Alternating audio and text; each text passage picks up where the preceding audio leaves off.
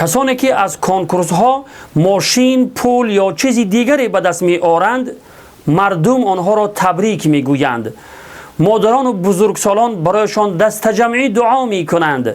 یعنی یک انسانی که مال حرام به دست آورده است، او را تبریک گفته دست جمعی برایش دعا می کنند تا در این کارهایش موفق باشد. او را با یک جشن و تنتنه پیشواز می گیرند، گویا از زیارت خانه خدا برگشته باشد. مادران و ریشسفیدان محترم، از الله بترسید. کسی که کار حرام کند، از راه قمار که حرام است پول یا ماشین به دست آورد، شما او را مبارکباد میگویید؟ یعنی شما آنها را برای ناراض کردنشان خداوند را مبارکباد میگویید. با این کارتان کار حرام را در بین مردم تشویق میکنید و در کار حرام یاری میدهید.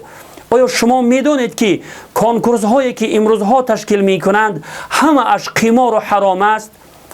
همان کسانی که چنین کنکورس های حرام را تشکیل می کنند خودشان قائلند که این کارشان حرام است، میدونند که کار گناه کرده ایستاده اند، ولی مال و ثروت دنیا چشمانشان را کور کرده است.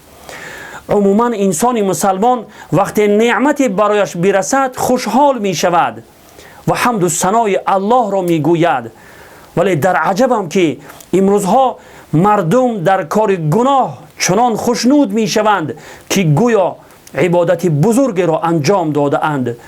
این خیلی گناه خطرناک است، در ایمانشان خطر واقع می شود. از الله بترسید و قماربازان را تبریک نگویید و در کار گناه آنها را یاری ندهید.